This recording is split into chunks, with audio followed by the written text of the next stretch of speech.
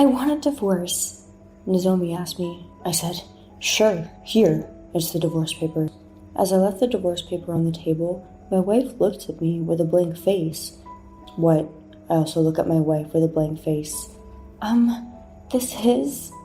Aren't we getting divorced?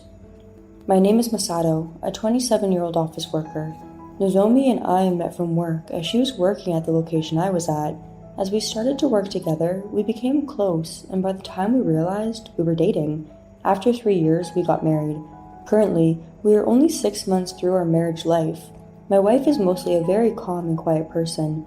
Even if I do something, she never says anything. This allowed me to commit to my hobbies and go drinking with my friends without permission.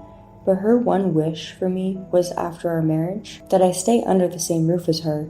Because she can't really do housework, she wanted me to be in charge of it. It's not like I wanted to keep on doing my job, so I accepted her wish. After this, I began to focus on doing housework as a house husband. Every day, I would make bento for lunch and dinner. I would try to avoid making repetitive meals and would look up various recipes. My wife would be very pleased with my meals and says, "Thank you, you really help me out a lot every day." We had a very good marriage life, but there was one problem, and that was the existence of my mother-in-law. At first, she would be very kind to me, but gradually, she would start to reveal her true colors and bully my wife, and she would just show up uninvited during the day. Of course, my wife is not here because of work, so I have to handle her. My mother-in-law complains, "It's not clean here," and even to the meals says, "There's no taste," and just says whatever she wants to say. When I say, "Nozomi likes my food and always appreciates it," back to her, "She's just given up on you. She thinks that there's no point in bringing it up. You should have realized that by now," and just says these strange theories to me.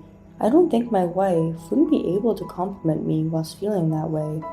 To her, my mother-in-law, my wife was her pride and joy.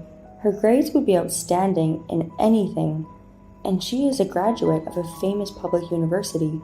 As a mom, she was her cute daughter. That's why she is so overprotective and comes to our house frequently, points things out to me, checks up on her daughter, and leaves. It really annoyed me, but what annoyed me the most would be her asking when she is going to have a grandchild. Because her smart daughter got married, I'm sure she wanted to see her successful grandchild. Every time she looks at me, she says, "When am I going to have a grandkid? When is my daughter going to get pregnant?" and puts pressure on me. But to be honest, I can't make her wishes come true. My wife doesn't like children. She thinks that she doesn't really need her own child. I never thought that I needed kids of my own too. But because of my mother-in-law would keep on nagging to me about having kids, I talked to my wife about it. She looked annoyed, but since it was her own mother's wishes, she tried to make it happen. However, even though we tried, it was hard for her to get pregnant. In my opinion, I think it was because of her mother's pressure that put stress on my wife. My mother-in-law never blamed herself and kept on pushing her wants on me. "Maybe you have some defects as a male." I couldn't take it anymore, so I told this to my wife. My wife said, "I'm tired of wasting my time and effort in trying to make a baby." And she also said, "I don't want my own children, so don't bother us anymore," to her mother. My mother-in-law was in so much shock that her own daughter told her this so straightforwardly. After this, she stopped coming to our house. Since I was freed from the stress caused by my mother-in-law, I thought I could live a peaceful life. However, another problem arose. Next, my own wife started to act weirdly. Even though she was a silent person to begin with, she became even more silent. Even if I talked to her, her replies would be very short. And as I thought this way, she would tell me, "Aren't you going out to drink too much recently?" and started to complain about me. Gradually, she began to say things that were moral harassments. "That hobby again? You have so much time on you. You're so lucky. You're just a stay-at-home husband, so you don't have any stress, right?" Because her words were so abusive, I finally said to her, "Why are you complaining so much?" Then my wife's face got so red and she backfired at me. "What? Why are you talking back at me? Whose thanks is that we're able to eat?" These days, she just kicks the walls and throws objects even though it's not towards me. Since I've never seen her act so chaotic, I didn't know how to handle the situation. But that's all that she ever did, and after that, she went flying around the house. The next day, my wife was sleeping on the couch. I'm guessing she was back in the house around midnight. Even after she woke up, she would just stay silent like usual whenever she saw me. She was eating her toast in silence. If I talked to her, I felt like she would go ballistic again. As I couldn't talk to her at all, I just had to see her leave her work in silence. Then, on that night, right after she came back from work, she said, "Divorce me," to me. "I can't do this with you anymore." My wife told me this in such a cold and bitter way. I said, "Sure, here, the divorce paper." And I put down the paper on the table that I took out from my drawer. My wife looked at me in such a blank face. "What?" I looked at her with a blank face as well. This is... Aren't we getting divorced? I guess this wasn't what my wife expected to happen. My wife thinks that if we try to get a divorce, I would cry and apologize and beg together. But it's not going to go the way she planned. The fact that my wife took her frustration out on objects ended our marriage life. When I saw her kicking the wall and throwing things around, I completely lost my love for her. It was a wake-up call to open my eyes to see the reality. After I watched her leave for her, I immediately went to get the divorce papers, and after I wrote my part of the paper, I put it away inside a drawer. I was thinking of putting the paper out for her and leaving the house after I finished packing, but I never thought that my wife would start the divorce talk with me. "Are you being serious?" "Huh? Did you bring up the divorce as a joke?" "No, why would I?" I tried to provoke her on purpose. Something that I found out recently is that whenever my wife feels like she is mocked, her face becomes red and gets mad. Before, we had a good balance in our relationship in terms of being husband and wife, so I never realized her fault of having a very big pride. However, after a year of getting married to her, it seems like her true colors have finally started to reveal. I guess you start to see your partner's true personality and their faults.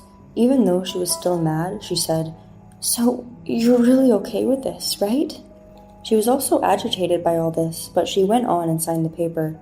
"Okay, now we are actually divorced. Are you sure about this?" "Thank you. I don't think we will ever be good again, so..." Thinking that she might rip the papers, I immediately took away the divorce paper, and for safety reasons, I escaped to my parents' house for a period of time. After a week, with the lawyer that I had hired sitting with me, my wife and I talked about our division of assets. "So, if we divide our assets, it'll be this much." "Huh? It's only this much? Ugh, it's so little because you don't work." "It's because your pay is so little." "What did you say?" "To be honest, I found that your monthly earning is so low compared to how old you are." "Don't get carried away with your so-called superiority." My wife tried to come at me, but my lawyer stopped her. "If you raise a hand on him, I will immediately report this as injury and assault." Because the lawyer told this in such a firm voice, my wife calmed down. "Also, please leave the house as soon as possible." "Huh? What are you saying? Isn't that house mine?" "Oh, you want to split the money from selling the house?" No, I'm going to keep on living in that house." What are you saying? That house is under my name. Did you forget that my father bought us that house as our marriage celebration gift? So all that asset is mine." "No, that can't be." "Also, I sold that house already, so you need to leave the house soon. If you don't, then I'll report you." What? That's going to be a problem. If that place is gone, then where am I going to live?" "Huh? I'm not telling you to leave this instance, so you can just find a room to rent." "Well, but..." What do you want to say?" She looked very hesitant, but she told me the shocking truth. "Well, I quit my job months ago." "Huh?" Apparently my wife quit her job, and she couldn't tell me this, so she pretended to go to work every day and roamed around for the time being. The reason why she quit her job is because her coworker said, "You are the only one out of us who hasn't gotten promoted." The boss saw her clicking her tongue and kicking the drawer of her desk, and the boss got mad at her saying, "Why are you acting like a little kid?" Because she got embarrassed when the people around her started to laugh, she stopped showing up to work from the next day. I knew she had a big ego, but I never knew her personality was this bad. "You're unemployed, so that's why you can't rent a house, right?" "Yeah, so until I find a job, can I stay here?" "Are you stupid? Did you hear what I was saying? I already sold that house. This is the aftermath of what you did, so just find a job quickly and find a place to stay, or go back to your overprotective mother."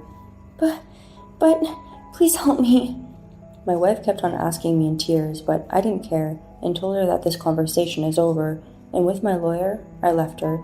About my ex-wife, apparently she had a dreadful time later on. Her pride restricted her from working, so she went back to her mother.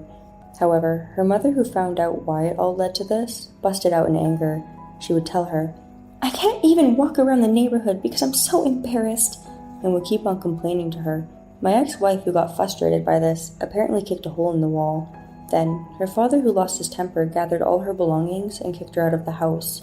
My ex-wife was bad at socializing with people from the start, so she had no one to rely on. She would have nowhere to go, so she would kill time at manga cafes. Her money became scarce and also became mentally overwhelmed. "I'm really not okay, so please help me." She called me and asked me for my help, but I just said, "I don't have anything to do with you anymore," and cut the call. After this, I blocked her and gave my ex-wife a restraining order. After that, I don't know how my ex-wife is doing, but I'm sure that her pride is getting the best of her life.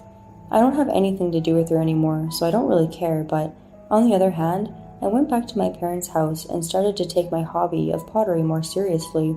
By uploading them on SNN and attending events, I hope to spread my name as a ceramist. It's only a little, but I'm starting to get there.